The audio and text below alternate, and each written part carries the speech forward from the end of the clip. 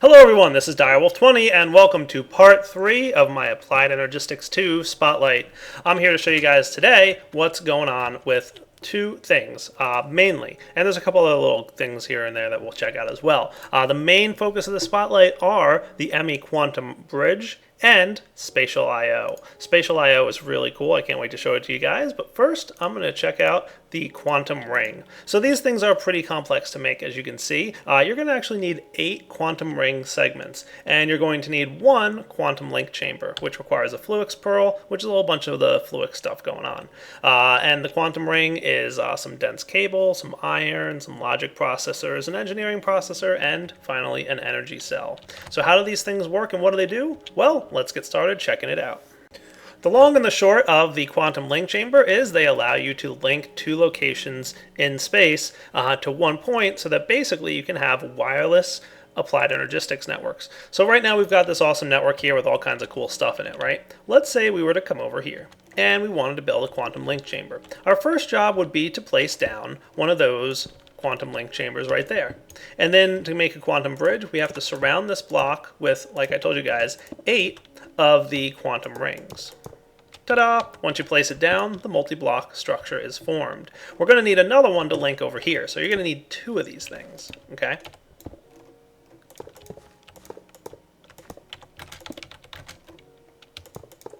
There we go, quantum link, ready to go. Now the next point is we need to connect some cabling here, so let's do that next.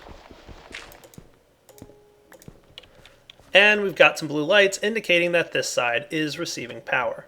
Great.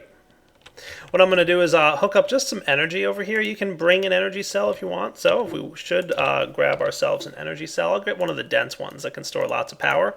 And I'll hook this guy into the front here. Now this is only to get the initial connection going. Once the initial connection is made, they should be able to transmit the power across as well as their data. So the last step is to build a quantum singularity and link them. In order for this to work, we need to get ourselves some of the singularities. Remember, I told you have to put 256,000 of any item into here, and you'll eventually get condensed singularities. So let's get one.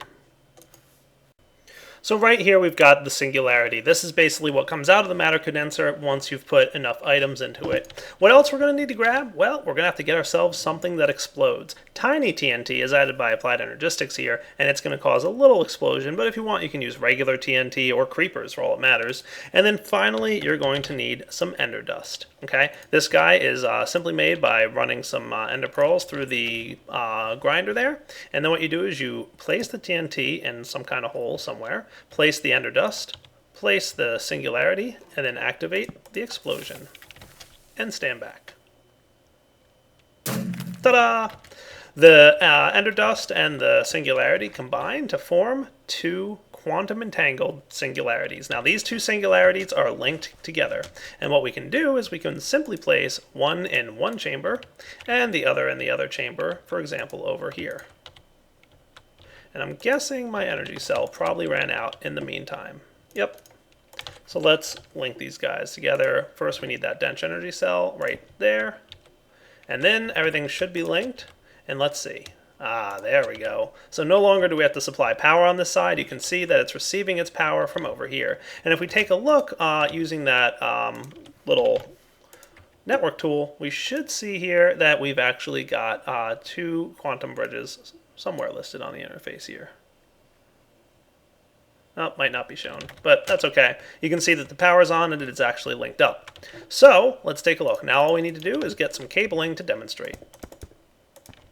And maybe a terminal. So let's go with the ME terminal.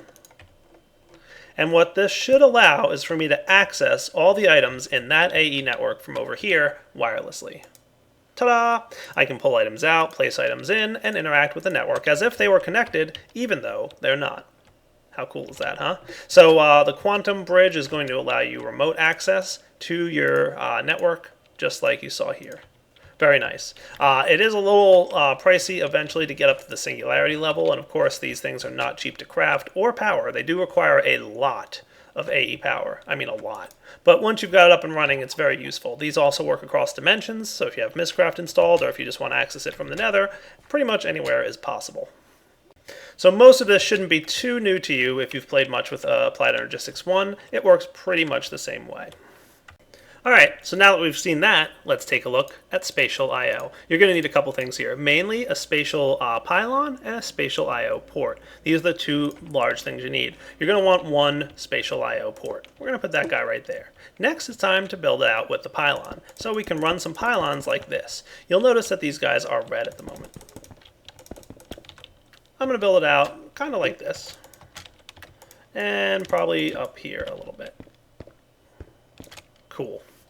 Now, before you go too crazy with these spatial pylons, you should note that they are pretty expensive to make, requiring 1 Fluix crystal per pylon block. Now, what these guys can do? Well, let's take a look. I'm going to build something cool in here. Let's see what we can come up with. So what does the Spatial I/O port do? Basically, it allows you to encapsulate an area of blocks and store them inside storage units. So I'm just going to build up a little bit taller here since I decided to build a nice tall structure. And now what I really need to do is explain to you guys why I have such a weird looking structure here. Basically, the current ones that are purple are hooked up and running. Okay. Now this is all you really need to do your Spatial I/O. You have to map out an X, a Z, and a Y coordinate, and then it'll encapsulate everything inside. However, when you do that with just these 1, 2, and 3 lines of pylons we've got going over there, the efficiency is not exactly the greatest. If we take a look in this interface here, we'll see we're only at 33% efficiency, and that's actually partially helped out by the fact that we've actually got these things here. If we disconnect these guys for a moment as well, we'll see that really the efficiency is much less. It's actually down in the 20s. And what that means is it's going to take a lot of power to do what we want to do. So if we take a look here, we'll see the efficiency is at 20%. And in order to move all the blocks inside this structure and store them inside this spatial storage cell, it's going to cost 230 million AE units. Well, right now I've got 4 dense power units in there, and basically within here we've only got a stored power of about 9 million. So we have a lot more power to build up. I don't want to go with that much power, so what we're going to have to do is build more of these spatial pylons, which unfortunately are a little bit expensive, but hey, that's the cost of doing awesome things. So as we add more of these spatial pylons here, we're going to increase the efficiency by putting this cabling back. Number one, I want to mention that each line of pylons will require 1 unit of channel. So if we come over here and take a look, we'll note very quickly that we're using up a lot of the channels already. If we put a 1 here and connect that guy up, we're using yet another channel, and we've only got 2 free channels, so I can't really just start connecting these guys willy-nilly. Otherwise, what will happen here is we'll start using up more and more channels, and we'll start locking out other ones, and it's just going to be a big old mess. So we don't want to do that. What we want to actually do is something a little bit more intelligent. So what we're going to do is hook it up. But for now, you can see the power is at 33% efficiency with these guys connected as shown, and 170 million AE units. And you might be thinking, Direwolf, this sounds super expensive. Well, don't worry. If you surround the thing completely, and you can see here we're using a lot of channels here. So we've got this pumping into a heavy cable. We're using most of the channels just connecting. We've got 3 pylons here, and I've actually connected, we've got 3 pylons over here connected. And then I've got another dense cable here to handle all the channel output. Dun, dun, dun, dun. There it goes. And it's updated and it's good. Now we've got this entire area pretty much surrounded by spatial pylons. And as a result, we should have reached about 100% efficiency, which means we only need 792,000 AE units. So significantly less power required. Now all we have to do is flip the lever. Yoink. And we've gobbled up everything inside this block. So you can see the ones that are in the same line as the bottom tier of spatial pylon are not picked up. But if we take a look in here, we'll see that the spatial pylon has stored its spatial cell. Look at that. It's got a 7 by 5 by 10 area stored inside the spatial storage cell. And now what we can do is deploy it back just like that. And everything comes back exactly the way it was relative to the spatial pylons. How cool is that? By the way, tile entities also work within the spatial pylon here, so things like chests and furnaces will retain their data. Let's give this a try real quick. Yoink. That's cool. So now all that information is stored in the spatial storage cell. We can pop it back out here, and when we redeploy it, you'll see everything shows back up, and it should still have all its items in and pick up where it left off. Nice. So Spatial IO is extremely high tech and therefore extremely expensive. You're going to need a lot of materials to get to build a proper pylon. If you want to go with something that just causes or uses a ton of energy instead of materials, you're more than welcome to build a basic one. But I highly recommend getting this as efficient as possible. 100% efficiency is definitely your target because it really, really, really reduces the amount of power used. I mean, I don't think anybody's ever going to have 200 million units of AE energy stored anywhere. That's like, about 150 or so of these dense energy cells all fully charged. Sounds a little impossible to me. But if you go ahead and build this out, you really don't need that much, less than 1 million, which is not bad because each one of these store about 1.5 million. So you could probably get 2 operations out of this as it stands right now from one dense energy cell. Much more reasonable. But of course, the cost of these spatial pylons is something to consider. And you'll also want to be really careful with your channels. It's easy to accidentally invalidate things. If you are not doing things correctly, you'll quickly realize it because these guys will turn red, as you can see here. If you were to, for example, try to connect these all directly through here, what you would wind up with is, you see how some of these guys are red and some of them are not? This is because you've maxed out your channels. The Spatial IO port here can only send 8 channels through, which is why I wasn't connecting it like this, but instead like this.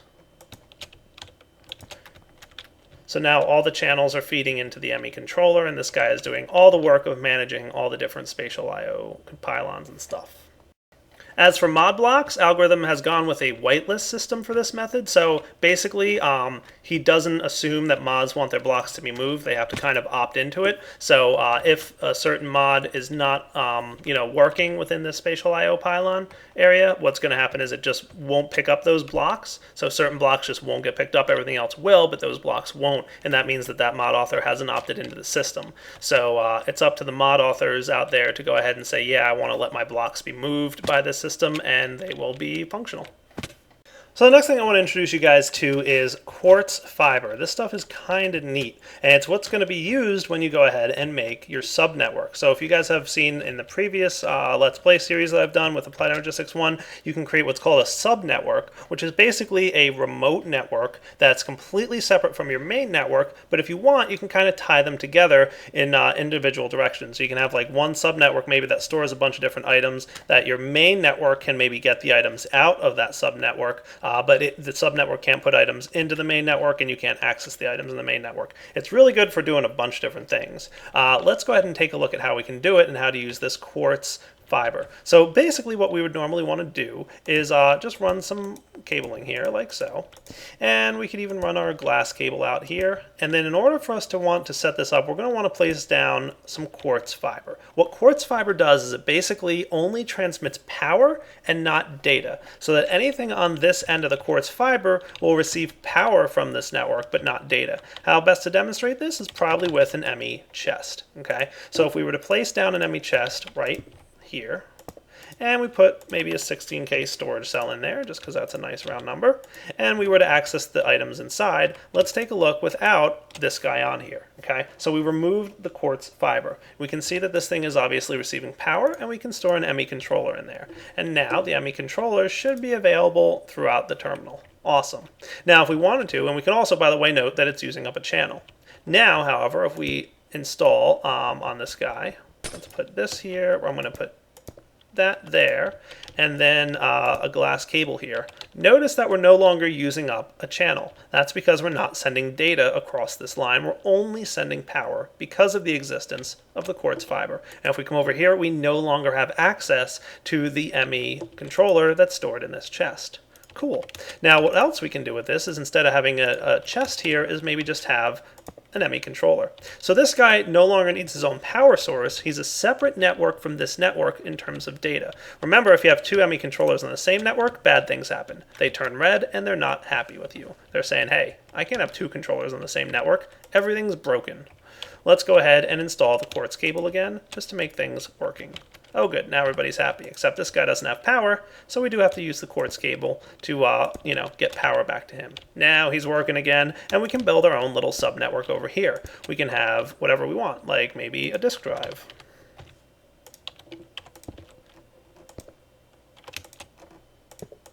And in that disk drive, we can have our storage cell, and then we can, of course, have a terminal, and etc., etc. Cool. Alright guys, now the last thing I want to show you before we wrap up the spotlight are the P2P tunnels. P2P tunnels can be used to transmit all kinds of cool stuff across your wires. So one example here is P2P tunnels for fluids. Another one could be P2P tunnels for EU. Or you can use P2P tunnels for ME. What is P2P tunnels for ME? How does that make sense? Don't worry, we'll see. You can also transmit redstone using P2P tunnels. Let's give a good example. In order for this to work, we're going to need a couple more items. So let's demonstrate. I've got this smart cable here, right? I'm going to snack a P2P tunnel for redstone on there. Notice, by the way, it is using a channel. Okay. What this redstone can do is receive a redstone signal and transmit it over the cables to the matching P2P tunnel.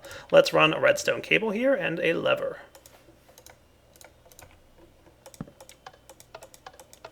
Okay, in order to get this guy, we need to right-click on him, shift right-click with the memory card. A memory card is made like so, and once we've shift right-clicked on it, we'll see that it's now storing information about this P2P tunnel. What we can do is then go somewhere else on the network. Let's get some smart cable here, just so you can see that this does in fact take up yet another of these channels. We're going to put another P2P tunnel here. And there we go, using up the channel. Now don't shift, but regular right click, and now we've successfully loaded the settings. So we've copied the information about this P2P tunnel and applied it here to say, hey, just so you guys know, you're linked. Okay, what happens now? Ta-da! We're able to transmit that redstone signal through the ME storage cables. And you'll note that it's reserving the amount of power that went in. So 14 power goes in, 14 power comes out. And it does very cool things like that. Now the same can be said for the liquid one. If you have anything that can transport liquids, the same thing can happen. Let's demonstrate.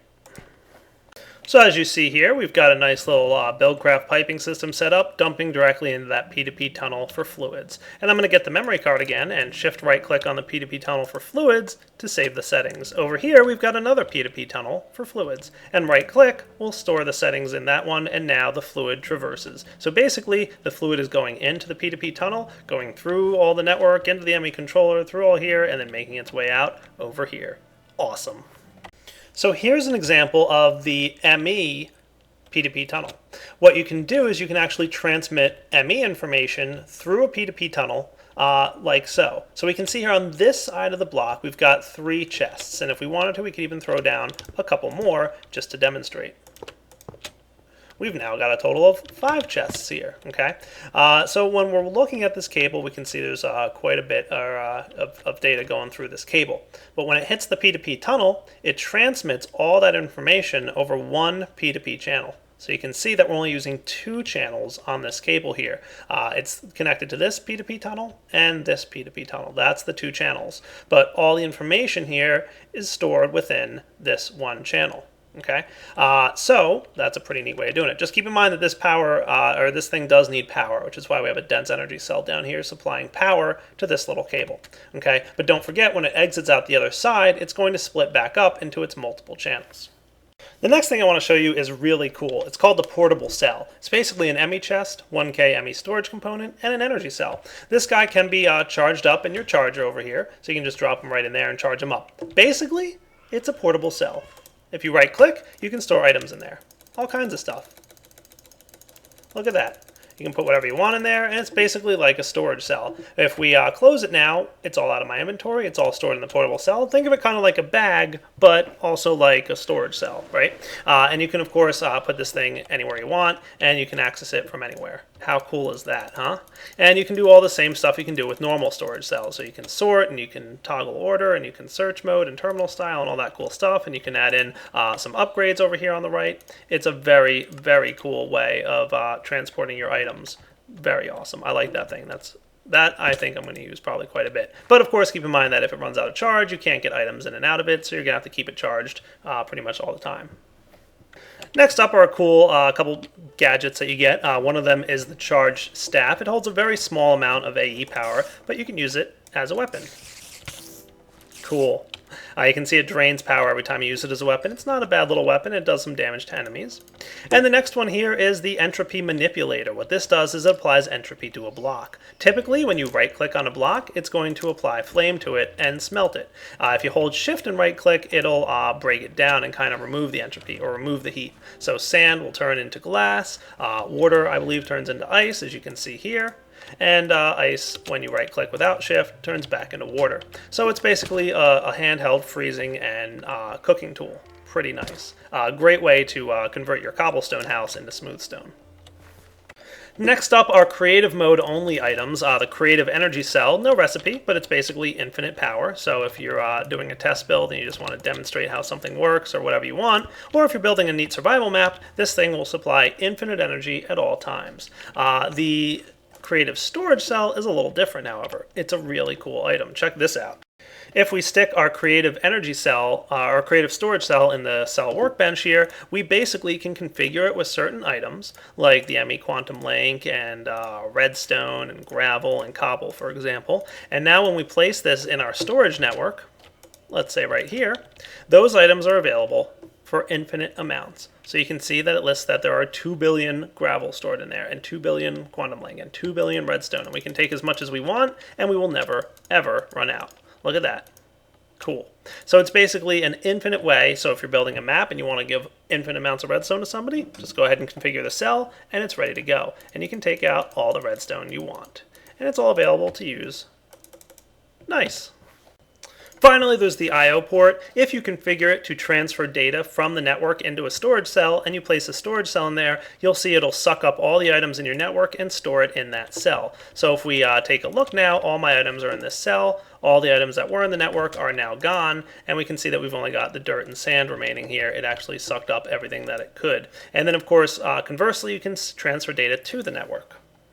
And when that happens, it goes ahead and empties it out, and it's going to go ahead and store it back all into the cells here, and it's now back in the network. It probably landed in one of these chests or something, but everything's back in the network. So that's the I/O port, a nice way to quickly transfer items into cells or out of them.